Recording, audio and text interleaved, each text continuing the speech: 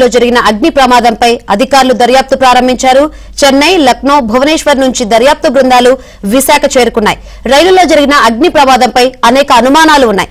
దీంతో నిజనిజాలు నిగ్గు తేల్చేందుకు దర్యాప్తు బృందానికి పెను సవాలుగా మారింది. ఇక దీనిపై మరింత సమాచారాన్ని విశాఖ నుంచి మా ప్రతినిధి సతీష్ అందిస్తారు.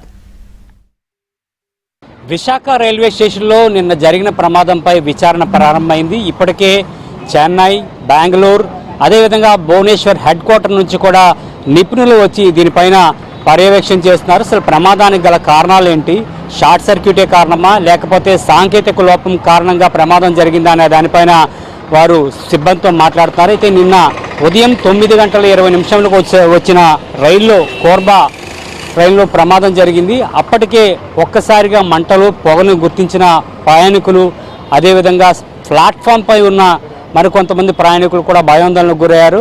దట్టమైన పొగలు వచ్చిన తర్వాతే ప్రమాదం జరిగింది అన్నట్టుగా ముందుగా తెలుసుకొని ఇక్కడ అలారం సిస్టమ్ కూడా మోగినట్టు తెలుస్తుంది. అయితే ఈ ప్రమాదం పైన అనేక అనుమానాలు వ్యక్తమవుతున్నాయి. ఒకటి, షార్ట్ సర్క్యూట్ కారణమా లేదా లోపల ఏదైతే అంటే చాలా కాలంగా నడుపుతున్న ఈ బోగీల్లో పురాతనంగా వాడిన యొక్క విద్యుత్ కేబుల్లే కారణమా?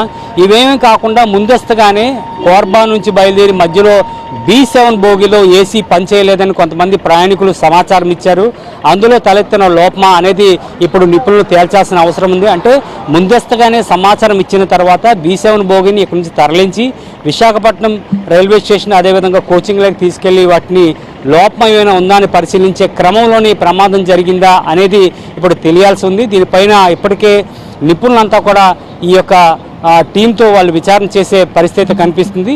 దాని తర్వాత ఈ ప్రమాదం పైన స్పష్టంగా ఒక నివేదిక వచ్చే అవకాశం అయితే కనిపిస్తుంది. ఇప్పటికైతే ఒక విధంగా షార్ట్ సర్క్యూట్ అనేది ఒక పక్క ఒక అనుమానం తలెత్తే, మరోపక్క ఏదైనా ఒక ట్రైన్లో ఈ మధ్య LHV బోగీలు కొత్తగా ప్రవేశపెట్టిన తర్వాత కూడా ఏదైనా స్మోక్ కానీ ఒక కంపార్ట్మెంట్లో కానీ వచ్చినట్టయితే ముందుగా అలారం సిస్టమ్ వాటిని ముందుగా అలర్ట్ చేయాలి. కానీ ఇందులో ఎలాంటి అలార్మింగ్ సిస్టమ్ కూడా వారిని అప్రమత్తం చేయకపోవడం, ఈ ప్రయాణికులు అదేవిధంగా అక్కడున్న హాకర్స్ ఎవరైతే వ్యాపారాలు చేస్తారో వారు దట్టమైన పొగలు గమనించిన తర్వాతే ప్రమాదం జరిగిందని గుర్తించడం కూడా ఇక్కడ ఆ స్మోక్ డిటెక్టర్ కూడా పనిచేయలేదా అనేది కూడా ఒక సందేహం అయితే నెలకొంది.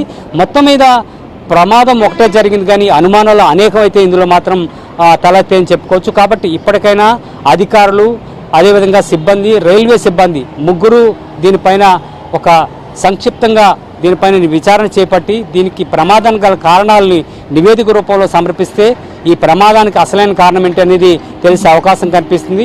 ఒక పక్క రైల్వే వర్గాల్లో, మరోపక్క పబ్లిక్లో కూడా ఈ విధమైన ప్రమాదాలు భయాందోళనకు గురి చేస్తాయనే మాటలో మాత్రం పక్క వాస్తవం అయితే ఉందనేది అర్థమవుతుంది. ఇది ఇప్పుడు తాజా పరిస్థితి. Video journalist రాజశేఖర్తో Satish, ABN Andhra Jyothi, Visakha railway